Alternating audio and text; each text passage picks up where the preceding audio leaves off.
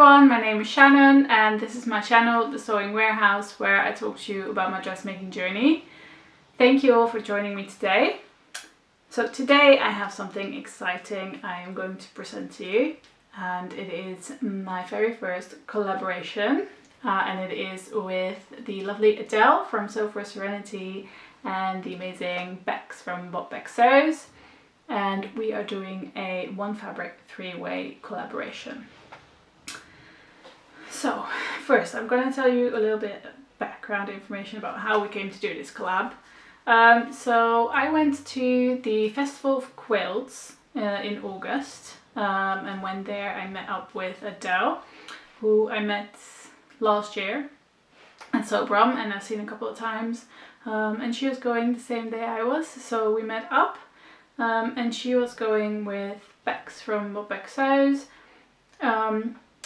and this was my first time meeting her, and we got on really well and we had a great time at the Festival of Quilts, fabric shopping obviously, and the Ladle McElroy stand was also there at the Festival of Quilts. So we went to the stand because Adele and Bex, they love the Ladle McElroy fabrics. I have never bought one actually. I do like the look of them.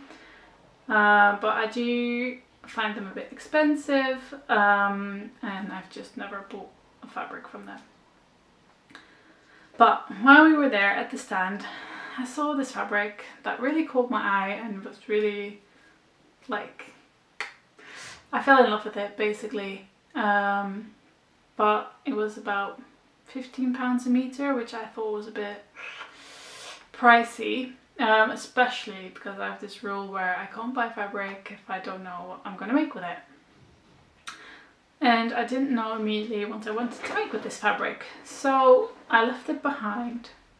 But as the day progressed, I was like, I really cannot get this fabric out of my mind. And so I was like, okay, let's go back to the stand one more time and see it again. And see if maybe they have a remnant piece of this that I can get with a discount. So we went back to the stand, had a look through the remnant pieces. It was there, but not in the base cloth that I wanted. So the print was there, but not the base cloth I wanted. But as we were there, Adele and Bex also fell in love with the fabric. And so he decided to give us a little cheeky discount, and we now have this fabric. It's the Spectacles and it's on a chalet base cloth, visco chalet, and I'm just obsessed. I love this fabric. Oh, and I want to make something with it real bad. But since we all bought the same fabric, I think we all bought 2 meters as well, or at least I have 2 meters, Adele has 2 meters, I don't know how much Bex says. But yeah, so we decided then and there to do a collab with this fabric, one fabric, 3 ways, because it's a very versatile fabric. Like you can make so much with it, and because it has so much color, you can just combine it with so many colors as well. So it's very versatile.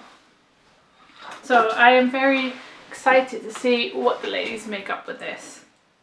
Okay, so that's the background, and I've shown you the fabric. Just need to wash it and then I can get going. It's quite drapey, obviously visco chalet,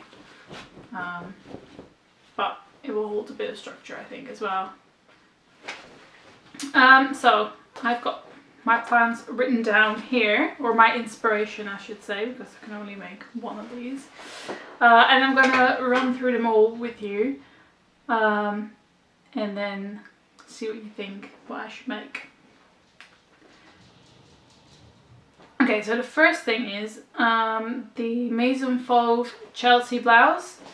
It's a blouse with long sleeves. It has like a keyhole detail at the front, and there's an option to do like pleats along the front as well, and pleats on the shoulders. So it's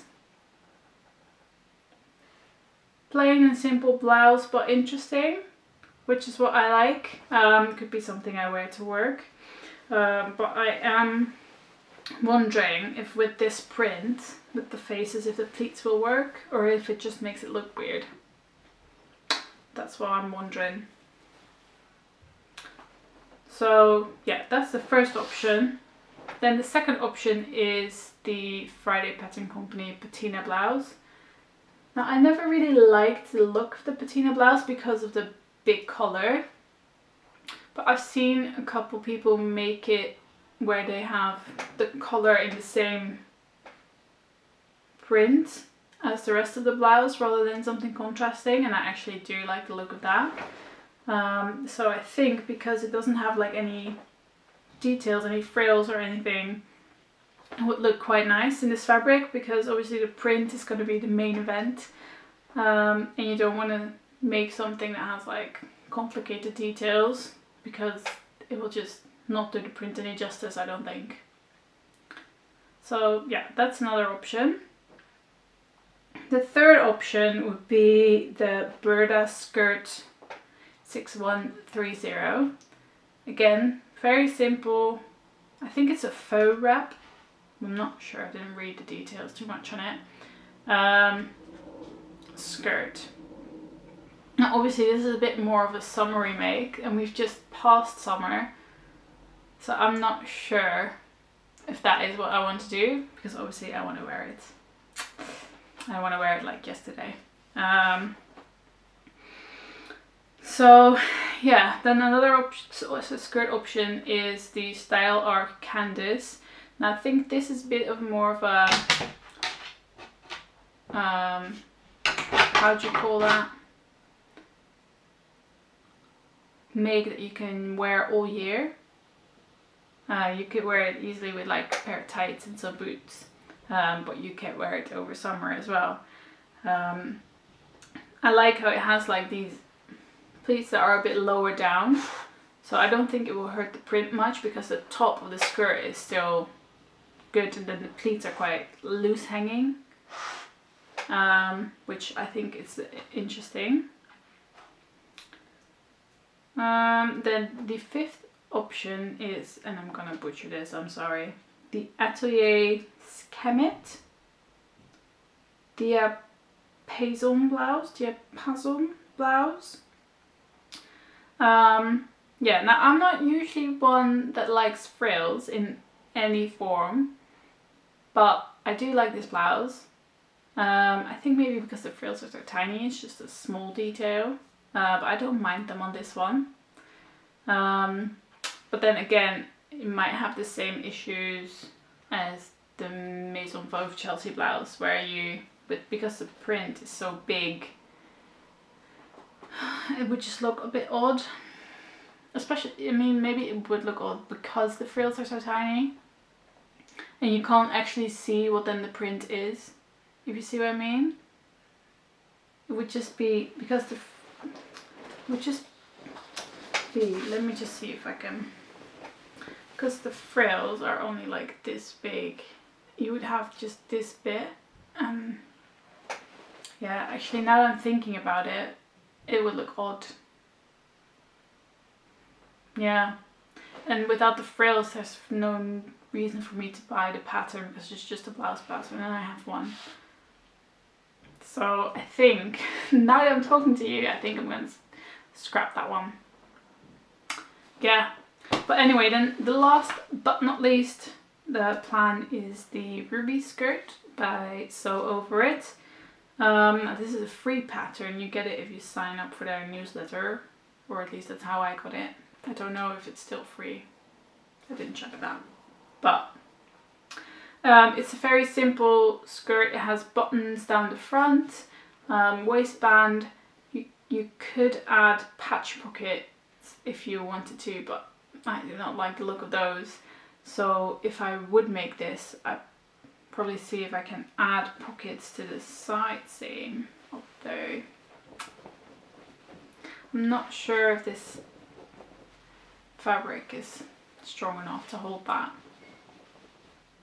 I might just have to make a bag with this, which would be alright. So yeah, Anyway, those are the 5 now. I told you about 6, but I'm 5 now that I'm taking into consideration, so I'll quickly repeat them. It's the Maison Veuve Chelsea blouse, the Friday Pattern Company patina blouse, the Burda skirt 6130, the Style Arc Candice skirt, or the So Over It Ruby skirt. Let me know below which one you think I should make, and we'll see in the reveal whether I will listen to you or not. Or whether maybe I will choose something completely different because I see something and it blows my mind. But this is my inspiration for the vlog. The reveal will hopefully be by the end of this month, along with my long sleeves reveal. And I am very curious to see what inspiration Adele and Bex have come up with. Go and check out their videos as well. And for now, let's go sew.